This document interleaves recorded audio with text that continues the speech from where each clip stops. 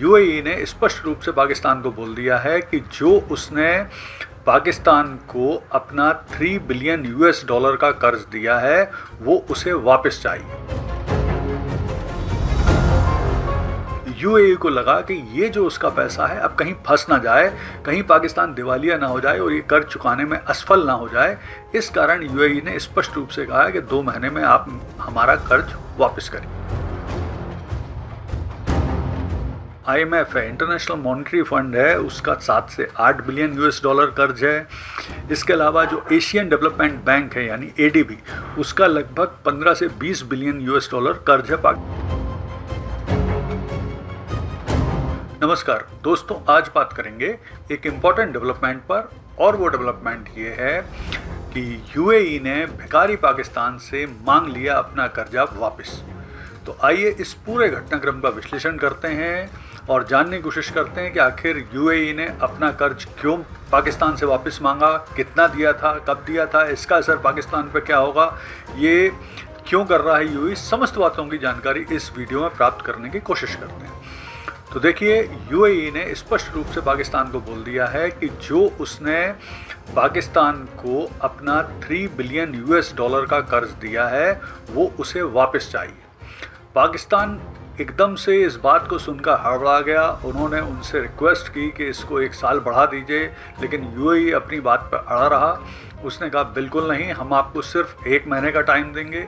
फिर बाद में जब पाकिस्तान ने बहुत सारी रिक्वेस्ट की यूएई के साथ, तो संयुक्त अरब अमीरात यानी यूएई ने उन्हें 2 महीने का टाइम यानी अप्रैल 17 तक ये कर्ज वापस करने के लिए बोल दिया।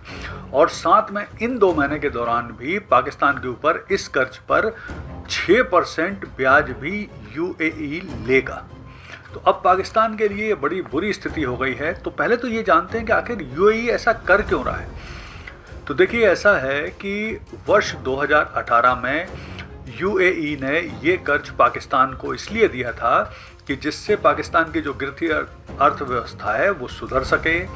पाकिस्तान में, और ये जो पैसा था ये सीधे सीधे कर्ज नहीं था, एक तरह से पाकिस्तान के बैंकों में पार्क किया गया यूएई का ये 3 बिलियन डॉलर पाकिस्तान को आईएमएफ यानी इंटरनेशनल मॉनेटरी फंड से कर्ज लेने में सहायता देने के लिए किया गया था, जिससे पाकिस्तान का जो विदेशी मुद्रा भंडार है वो कुछ स्थिर दिखे और आईएमएफ से पाकिस्तान कर्ज ले सके। इसके लिए किया गया था। हालांकि इस पर भी 3 से 5% इंटरेस्ट यूएई ने लिया, लेकिन अब उन्होंने जो पाकिस्तान की गिरती हुई अर्थव्यवस्था है, खराब वित्तीय स्थिति है, आंतरिक जो अशांति वहाँ चल रही है, निरंतर वो बार बार आईएमएफ से बेल आउट पैकेज मांग रहे हैं, वहाँ पर राजनीतिक अस्थिरता है, निवेश आ नहीं रहा है, ये सब संभावना देखते हुए यूएई को लगा कि ये जो उसका पैसा है अब कहीं फंस ना जाए, कहीं पाकिस्तान दिवालिया ना हो जाए और ये कर्ज चुकाने में असफल ना हो जाए।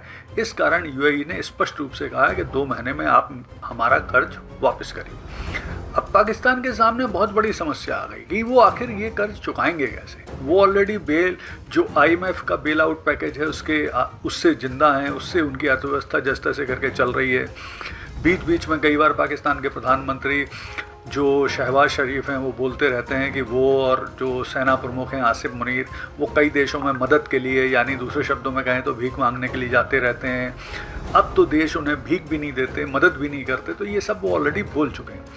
यहाँ ये जानना भी अब आवश्यक है कि आखिर अब जैसे पाकिस्तान यूएई का ये पैसा वापस करेगा या करने के प्रोसेस में आएगा तो उसका क्या असर पाकिस्तान पे पड़ेगा। तो सबसे पहला असर तो ये पड़ने वाला है कि जो पाकिस्तान का विदेशी मुद्रा भंडार है उसमें भारी कमी आ जाएगी। दूसरा है, उनके जो पाकिस्तानी रुपए है उस पर अत्यधिक दबाव पड़ने लगेगा। तीसरा है कि आईएमएफ जो उनके इंपोर्ट हैं यानी जो आयात हैं वो महंगे हो जाएंगे। इसके अलावा उसे अब नई फंडिंग भी तलाशना पड़ेगी। या तो वो चीन के पास जाएगा या अमेरिका से रिक्वेस्ट करेगा या सऊदी अरब से रिक्वेस्ट करेगा कि उसे नए कुछ लोन दे दें जिससे वो यूएई का पैसा चुका सके। इसके बाद पाकिस्तान में महंगाई बढ़ सकती है, मुद्रास्फीति आ सकती है, बेरोजगारी बढ़ सकती है, पाकिस्तान में टैक्स बढ़ाने पड़ेंगे, सब्सिडी कम करना पड़ेगी, तो यानी कुल मिलाकर जो स्थिति बनेगी वो पाकिस्तान के लिए बहुत ज़्यादा तकलीफदायक बनने वाली है। यहाँ पर ये भी हम देख लेते हैं कि पाकिस्तान के ऊपर जो टॉप 10 कंट्री हैं या संस्थाएं हैं उनका कितना कर्ज है। तो देखिए पाकिस्तान में जो सबसे ज़्यादा कर्ज है वो है वर्ल्ड बैंक का। लगभग 30 billion US dollar world bank का कर्ज है पाकिस्तान के ऊपर। इसके अलावा जो IMF है, इंटरनेशनल मॉनेटरी फंड है, उसका 7 से 8 बिलियन US डॉलर कर्ज है। इसके अलावा जो एशियन डेवलपमेंट बैंक है यानी ADB, उसका लगभग 15 से 20 बिलियन US डॉलर कर्ज है पाकिस्तान के ऊपर।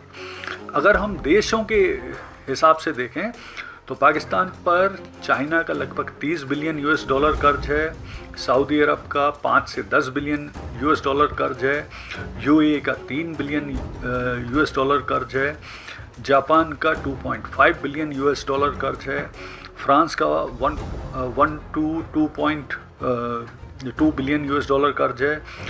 अमेरिका का, जैसा कि लोगों को लगता है कि शायद अमेरिका ने भी बहुत सारा कर्ज दे रखा होगा पाकिस्तान को, लेकिन ऐसा नहीं है। अमेरिका ने डायरेक्ट बहुत ही कम कर्ज दिया है पाकिस्तान को। उसके इन्फ्लुएंस से पाकिस्तान को IMF और वर्ल्ड बैंक से निरंतर कर्ज मिलता रहता है, ये उनकी उपलब्धि है। इसलिए वो पाकिस्तान अमेरिका के पक्ष में इतना ज़्यादा रहता है और अमेरिका के साथ जुड़ने की कोशिश करता रहता है। ट्रंप की हर बात मानता रहता है, ट्रंप की प्रशंसा करते रहते हैं। तो अब जो स्थिति बन गई है, तो जिस तरह के पाकिस्तान में जोखिम है, अर्थव्यवस्था खराब है, राजनीतिक अस्थिरता है, निरंतर आंतरिक आंदोलन चल रहे हैं, तो इस खराब स्थिति में कोई भी नया निवेश भी वहाँ पे नहीं आ रहा है। तो पाकिस्तान के लिए स्थिति वाकई ख़राब है।